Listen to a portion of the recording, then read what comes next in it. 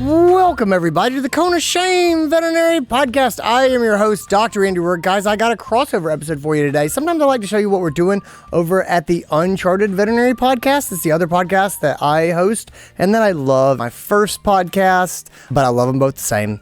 Anyway, it's just different. Guys, this is an episode of the Uncharted Veterinary Podcast that we got a lot of interest in. It's from a mailbag question. So when someone wrote in, she's a practice manager, and they said, my clinic's visits are dropping, but we're still busy enough that the staff doesn't seem to realize that or to be excited about doing anything about this unsettling trend. That's what it is. It's how when we're not booking out as far as we were, the numbers are starting to go down, but the staff is still busy, and so they're not really motivated to change their behaviors or to be concerned.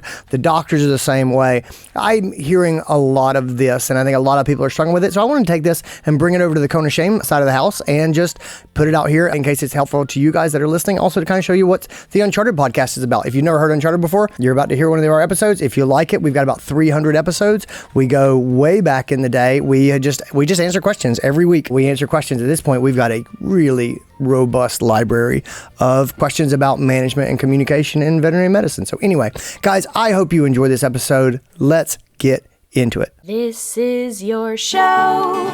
We're glad you're here. We want to help you in your veterinary career. Welcome to the Cone of Shame with Dr. Andy Roark.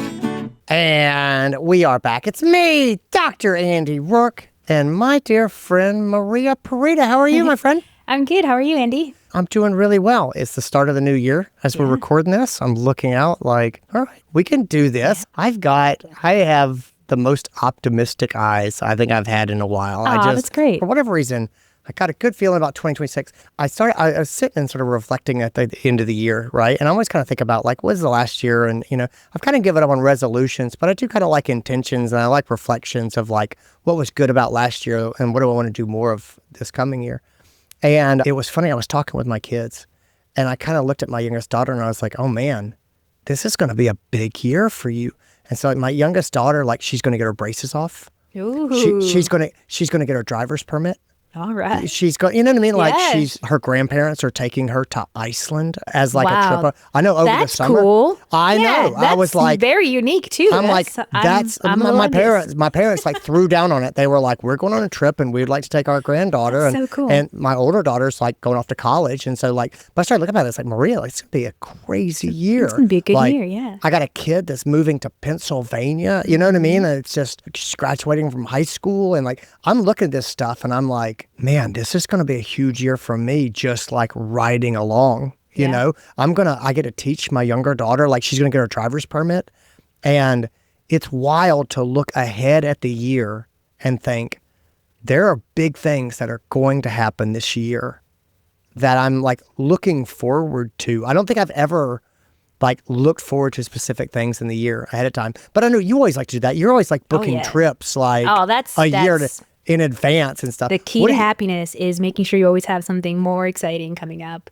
See, I love that. I was like, I haven't ever done that. I'm always like, we got to fight this fire, and then we got to fight this fire. And this year, like I'm not happy my kid's going to move away to college, but I am excited, and I'm excited for her, and I'm proud. You know what I mean? And I'm like, this is going to be a big thing. And so like, I don't think I've ever looked at a year like I'm looking at this year and felt like there were landmarks up ahead that I could see in the year. And so, like, I know you've got landmarks in your year. Like, what are you excited about? I'm so excited for so many different things. Some of them professional, some of them personal. But I mean, obviously, my husband and I, we like to travel. So we have our year already of travels kind of planned out. And so we're going to be going to Kenya, and I'm pretty excited about that because I've never been to any That's on my bucket list. Yeah, that's definitely my wife on desperately wants to go to Africa. And like, that one's just been a dream for us, and so we're really looking forward to that too.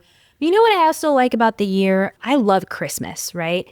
And I look at things throughout the year as that's going on the Christmas card. I really do. Yeah. Did so like I'll be like, okay, I know that Kenya is going to go on the Christmas card for sure. But then as moments are happening, so last year my niece graduated from high school and she did a surprise speech. Like we had no idea that she was actually going to be speaking at her graduation, her commencement ceremony. Yeah. She literally went through this contest. She won. And like, she kept it a secret from the entire family so she could surprise us. Right. And Very as cool. that moment is happening, I'm like, this is definitely going on the Christmas card, you know? So it happens not only like ahead of time, but also like in the moment when these great things happen. So I was already thinking like her graduation's probably going to make it to the Christmas card. But then I was like, this is definitely making it to the Christmas card. I love that you said it's going to make it the Christmas card. Okay, you kind of blew my mind. All right, so listen. So as at the end of the year, they always say give gifts that you would like to receive yourself. Yeah. And so my parents and my in-laws both have those skylight frames, you know, that you email photos to them. Oh, yeah. And it like snatches them out of the email and like puts them into the rotation. Yes. Like, so both my parents have that. And I like those. It reminds me when I first started in practice, the practice I worked at had an email address that pet owners could email pictures of their pets to. And then that's what they had in the exam rooms, like, and then in the waiting room too. They just had like TV screens, and it was just slideshows. They just cycled through slideshows of the pet owners' pets that they sent in. And like, so cool. it was awesome. Like, it's hypnotic. You can just watch pictures of pets go by. And then every now and then, if like your pet shows up, like these people would celebrate. They'd be like, that's my boy. Yeah. Like they would forget that they sent it to us. Like the only way we're getting this is if you send it. But they would be like, "There's our guy," So you know. cute. And so, anyway, but like that, like cycling picture thing, it's always like that. And so Allie and I sort of decided that we're gonna have sort of a smaller Christmas for ourselves. And so I really started to look for something, and I was like, I would really want to buy this anyway, and I would want for us to have it. And so I got it for Allie as a Christmas gift. And then, you know, I find that if you give someone something with technology, often it helps to go ahead and set up for them, or else it tends to just stay in the box, and it's more like giving them a to-do list. Right. And so That's I'm like, so I'm kind of you. going Yeah. to set this up. And then I was like, I'll put some pictures on it to get started. Anyway, it has turned into a whole thing where, like, honestly, Maria, I spend like an hour every night sitting on the couch because I've got like 20,000 photos on my phone. Like, it's bananas. It's like they go back to 2013. And I've never sorted them or anything. And I've always been like, I'll clean these up someday. Well, I'm doing it now. But I'm finding these photos and I'm sending them to the skylight frame. Mm-hmm. And then because of the photo on my phone, it tells me like the exact location the photo was taken and also like the date. And so I'm like, oh, we went hiking on this trail in the Smoky Mountains in 2021. Yeah. And so the skylight frame lets you add like captions and stuff. And so I've been like writing captions and everything. And so this is awesome. I just watch it and my family is blown away because I keep finding these photos and I'm not taking the most picturesque photos. Some of them are like slightly blurry. Like my goal is not the most beautiful portraits. My goal is I'm going to use pictures of things that happened in our life that we remember. We were in LA as a family recently, and we went to one of those sushi restaurants that has the train sushi? The train sushi. Yes, yeah. like the sushi's just coming by, and my oldest daughter was like, "Ooh!" And she's just popping those things open and grabbing them, and it was wild. And like I have a crappy selfie of us at the table with the sushi train going by. It's not a good picture of our family necessarily. But man, that's going in there because that was so fun. And I wrote like Little Tokyo, 2025. Anyway, all that to come around to say, having that stupid frame, like I set it up vertically so that like selfies like work really well on it. Yeah. And I'm like, dude, I am looking for, from now on when events happen, I'm doing selfies just so that I can put them into the frame and add them to like this life collage that keeps going. But like it makes me grateful every time I look at it. I look back at all of these moments I had with my family, with my friends, with the Uncharted team is in there and stuff. And just from like some of our previous events and things. And I'm like, I remember when those things happened. And it just makes me feel deeply grateful for all of these things. And so it's just been this really beautiful thing. This episode, by the way, is brought to you by Skylight Picture Frames. It's not. If anyone from Skylight is listening, we're open for sponsorship. We're totally feel open, free to call us. Let us know. We'll see who can sponsor this episode. In the meantime, we have an excellent mailbag. Let's do some actual work here. I'm really excited about this mailbag. I think this is a great one. I think a lot of people are going to really like feel this. It's just there's so much here I love. Do you want to go ahead and lay down our mailbag? Yeah. I'm actually going to read it because it's so good. And Do I it. think there's It's a good lot and of the details in there. matter. Yeah. So they said, our visits are down and I'm freaking out. Last year we were booked out 2 weeks. Now we're lucky if the morning has anything scheduled at all. The only reason we hit capacity by the end of the day is because we get slammed with same-day appointments. But my train treats the same day feels like a good thing, and they're excited when the morning looks empty because they think it means it's an easy day. Yeah. But I know... Easy day. We got it, guys. Yeah. That resonated so hard. I was like, Yes, totally. I remember Yeah. that. Yes, but I know the pattern we're in is not sustainable for revenue or planning. When I try to talk to the team about outreach or marketing, they tell me they don't have the bandwidth for anything extra. I suggested an open house or community event as a way to draw in new clients, and the team practically staged a mutiny, he said. I thought that was funny. Yeah, I was like, that's pretty funny, a mutiny. They don't want to come in on their day off, and I'm not in the place to push morale or any lower, but I'm scared that if we don't start doing something proactive, we're going to be in trouble. What do I do when the team refuses to engage in anything that helps build the schedule?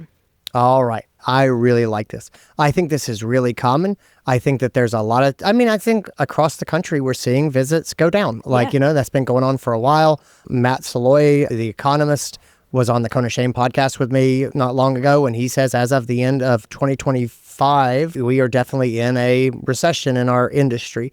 And so he's optimistic that that will turn around in 2026. We are seeing recessionary forces at play, and we are seeing declining visits as an industry. And so anyway, there's a lot of people, I think, who are seeing more open appointment slots than they used to. And the team is still tired, and they still got plenty to do. And, and they're like, this is fine. This is nice. Things are good. And so anyway, I love that sort of dichotomy. I want to jump on that first Okay. for a moment because I have this in my headspace, and I think this is really, really important. Right now, we are seeing this shift, this Yes. recession, this lower visits. And I want you to know that the reason why this is happening is actually kind of irrelevant to you as a practice manager, practice owner. You will be in these seasons no matter what, whether it's a recession, whether it's a pandemic, whether Yes. it is, the economy, an election, what have you. It's going to be an issue in the future just as much as it is right now. Yeah. And so I think that the most dangerous headspace to get into is there's nothing that we can do about this, right? Yeah, and so I agree with that. That's why I think it's important that we mention that is I don't say that this is normal and to tell you like, oh, just kind of go through it. It is normal. You're going to be here in the future. Don't feel like a failure, but at the same time, know that there are things that we can do about it. And I'm sure we'll get to those in the action steps, but that's I think important. there's two dangerous headspace. One is there's nothing we can do about it. And the Yeah. other is this is terrible and all is lost and like we're going to live in the street when they shut this building down. It's probably going to turn into a spirit Halloween shop in a couple of months. Like that's what's going to be in this vet clinic. Yes. It's like it's complete catastrophizing. It's like the But two again, you're extremes, right? Like, Well, yeah. it is. And so business is cyclical. It is cyclical. We have good times and we have down times and lean times. And that is just what it means to run a business over the long term. And so you're not doing anything wrong. You're not failing. This is the way that it goes. We are riding on a tide that's much bigger than ourselves. All right, so my first thing at Headspace is whenever you get to something like this, we need to focus on the actual problem. And I know that I am not the only one who looks at a trend like this and then projects down the road. If this decrease in appointments continues, we will have negative appointments in 3 years. Like we will literally be we will do appointments ourselves just to make appointments happen. It's like, that's not going to happen. If there's a great change from where you are now, you will address that change when it's real. Now, that doesn't mean don't pay attention to what's going on, but I have sort of a mantra where I say, I don't have the answer right now because I don't have the real problem yet. And when I get the real problem, the answer will come with it. And what that means is it doesn't help us. Like you should be worried about the pattern here. And it should worry you enough to motivate you to take action based on where you are right now. But you don't know what the situation is going to be like in a year from now. And so don't spend a ton of time thinking about what catastrophic decisions you're going to have to make a year and a half from now, because that's not where you are. You don't have the context. You don't know what's going on. Like you will have a lot more clarity when you get there, and you have to trust future you to be able to make those choices when they have all the information that you don't have. And so there's a pattern here. Our appointments are going down. Let's not panic. Let's look at where we are and let's make adjustments right now without spending a lot of time panicking. And so I say this just because the first line of the mailbag was, our appointments are going down and I'm starting to panic. I get it. We should be worried and we should be motivated to action, but we don't need to be more upset than that or thinking about where this might go or what it might mean in the future. Let's play the hand that we're holding right now and play it really well. Yeah, I'm a big fan of that. I think you said something that's super important too, which is basically let's look at where we are. And so I think that this is a good time to think about also the fact that a lot of times when we think about marketing, and they didn't really give us the specifics on what kind of clinic we're looking at. Sure. But just in general, when we look at marketing, a lot of us practice managers are guilty of doing what I call roller coaster marketing. Have you heard that term? I like this. No, I haven't heard that term, but essentially roller coaster marketing is where we tend to only look at our marketing efforts when we have a low point in our services and our revenue and our patient visits. And so then we start increasing marketing, we put in more marketing efforts, and we start to rise up.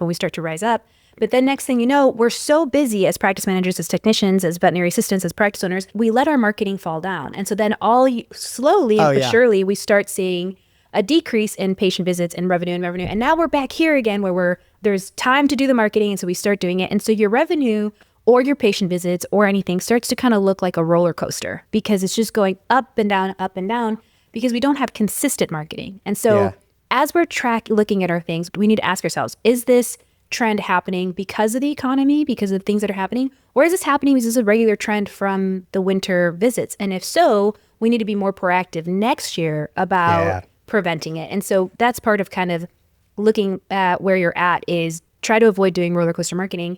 The other one is what I call vibes only marketing, which is essentially where we throw a lot of marketing out there. And the reason I mention this is because the practice owner or leader who submitted this kind of gave us some ideas of our marketing that they want to implement. When we just throw marketing, but we don't know what's actually working, we're spending a lot of money on effort and time and money on efforts that may not be coming back to us.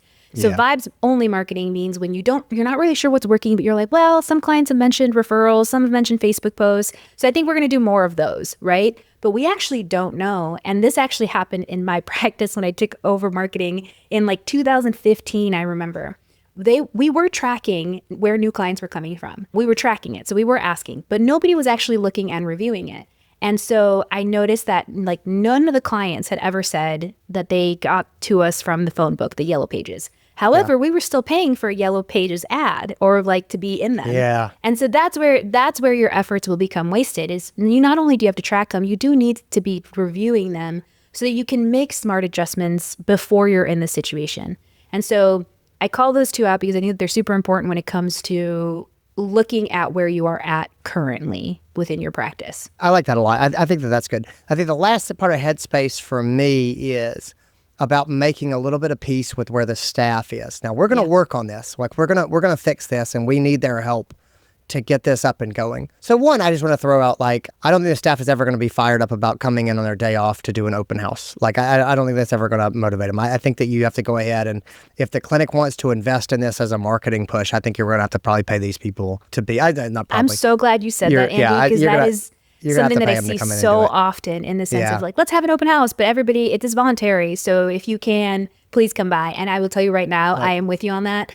Don't make it voluntary and expect people to be excited about it. Yeah, it's just not going to happen. I agree with that. And so that's not, they're not bad. Like that's just that's just how people feel. And like that's honestly in a profession that really needs to keep working on its boundaries. That's probably a good thing. So I think that's true. The other thing is to understand is this, and like you have to kind of put yourself in the shoes of the staff. They are looking at what they see in the practice, and their days seem to be full, right? They don't understand the difference really between someone who makes an appointment and comes in versus someone who walks in the same day. To them, they're like, hey, we're staying busy enough, let's keep going. As a manager, you do see the difference in someone who's made an appointment versus somebody who walks in and like what that means about sort of the health of our business and people's intentions to come in and like generating long-term reliable appointments and things like that. And so they're kind of living in the moment on the floor.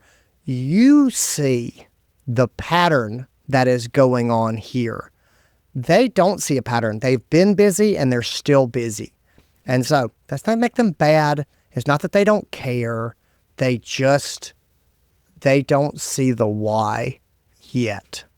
And so part of it for Headspace is we're going to have to do that. They also haven't been trained on that. Like they don't understand leading and lagging metrics, which is essentially what this practice owner or practice manager is looking at, because your scheduled visits, it's a leading metric, right? And so you're trained as a practice owner or practice manager to look at that and think, this is going to bring us trouble later on.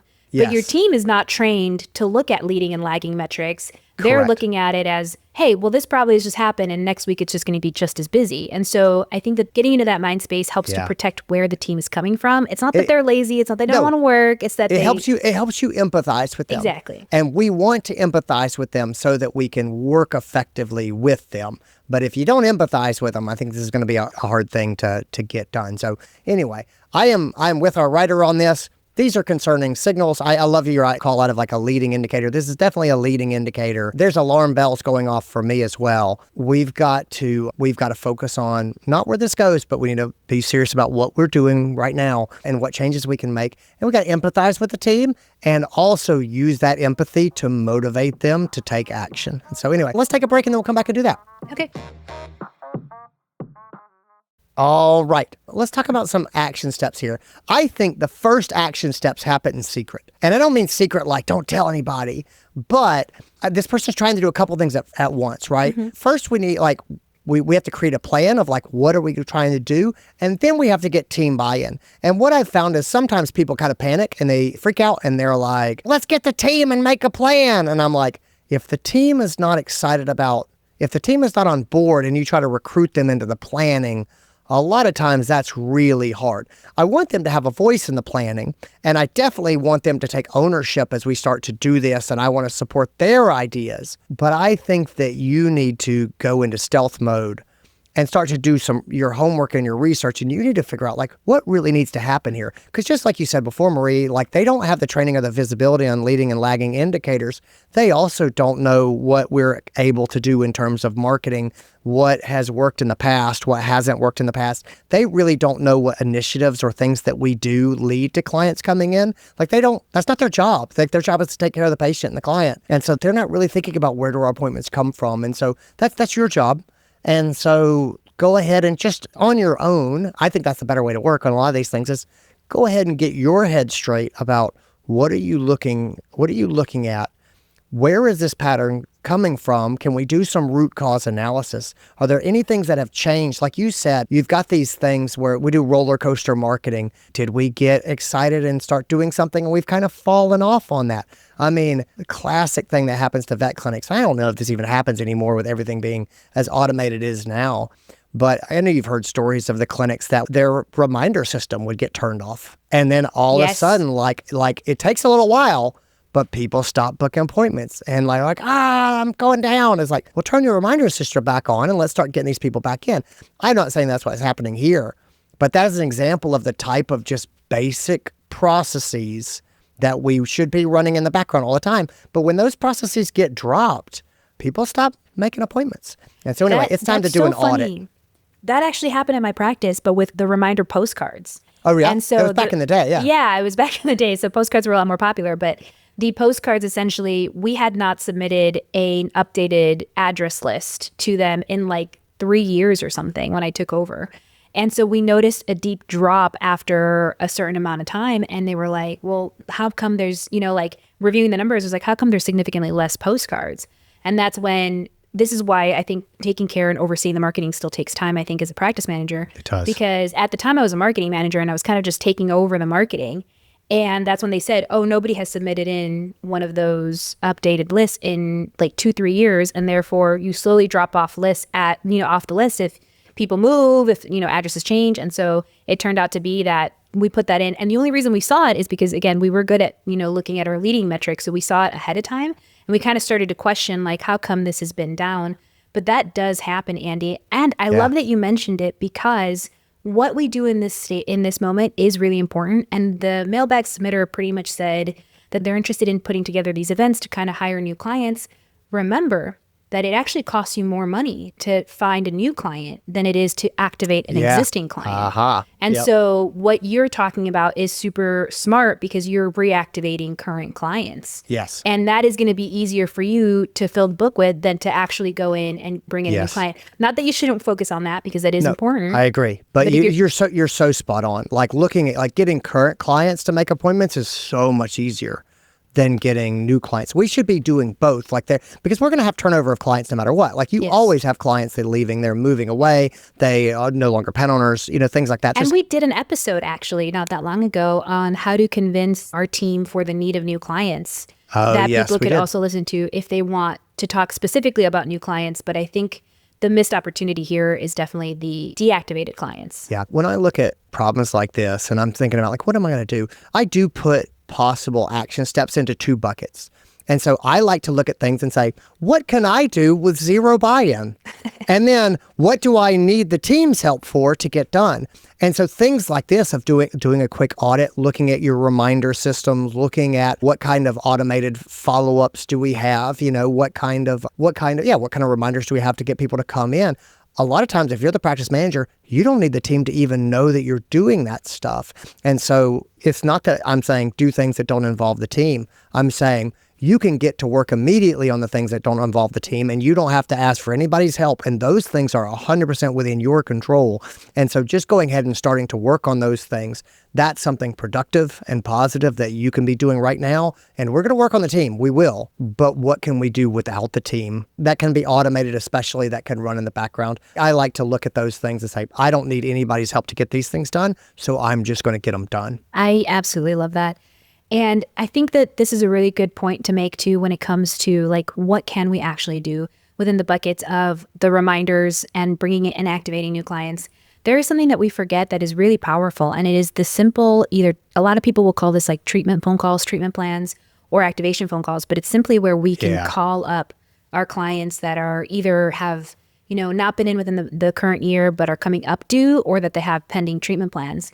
And so these things really do help our practice to fill our books. The team doesn't generally love doing these, especially if you frame it around, hey, we need to fill the book. We need to get appointments in, right? And so when you do start to look into the things that, are going to require the team buy-in, whether it's these kinds of phone calls, and they're very powerful, and you can use them to fill your books when you need to, and they're not that hard. The main thing is you have to frame those from advocacy for the patients. That's what it is. And you have to make sure that we understand, as we're explaining these to the teams and we're getting their buy-in, they don't get excited about filling the book. They do get excited about being advocates. And that's what we're doing, right? Whenever there's a patient that has not received the dental or have not received the spay, or if there's patients that are coming up due and they're not in the schedule yet, you are advocating for the well-being, the preventative care of that patient.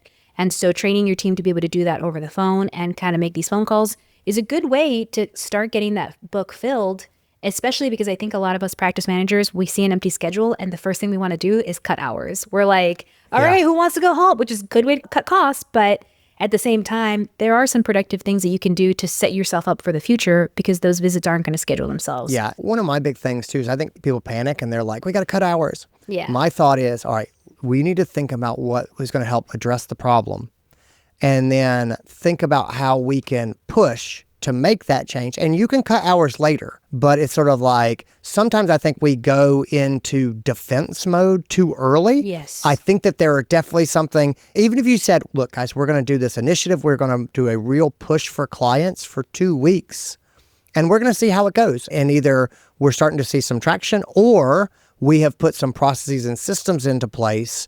And now if we have to cut hours, we've already at least made this push and started to try to have a re-engagement campaign to get our clients back in and things like that. But we have done some things to try to get clients coming in before we've tried to trim down our hours.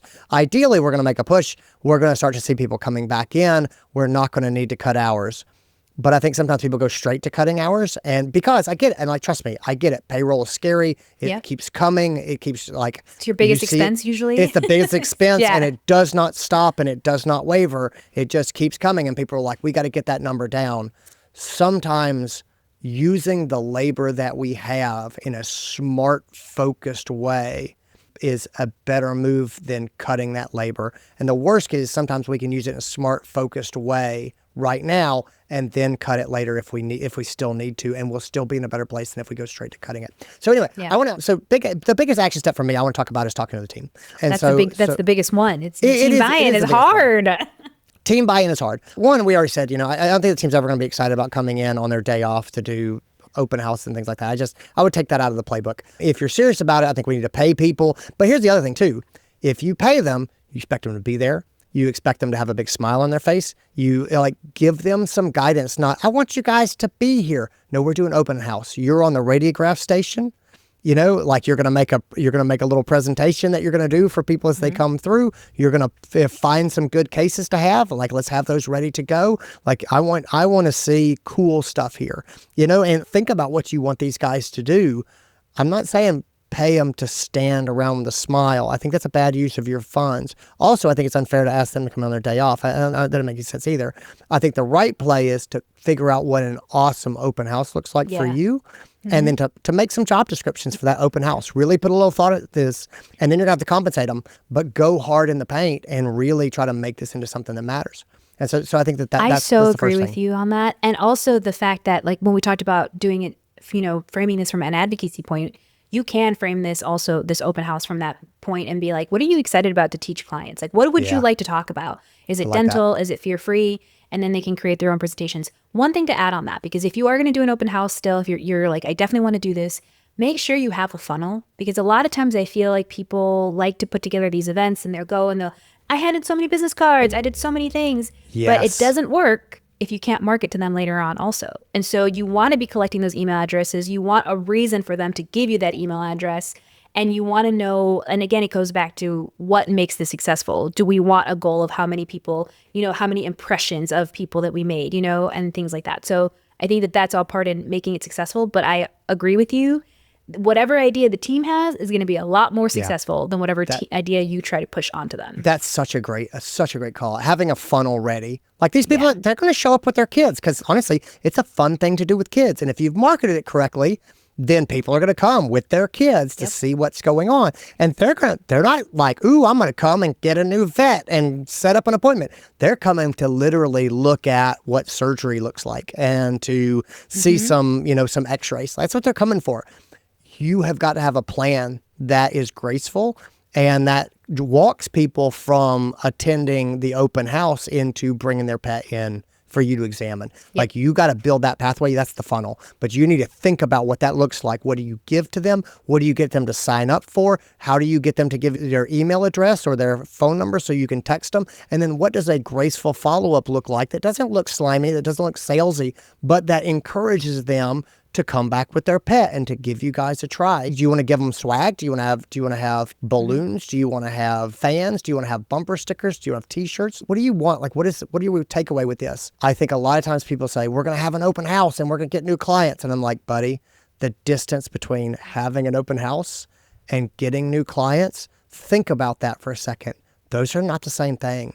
And there is some distance between them. How are you going to gracefully support people in making the transition from someone who is an impressed open house visitor to they have actually booked an appointment? And that does not mean put on the hard sale, but it does mean just be intentional about what would make them, after they're impressed by your open house, what is the most graceful, supportive way to get them to come back to meet you with their pet?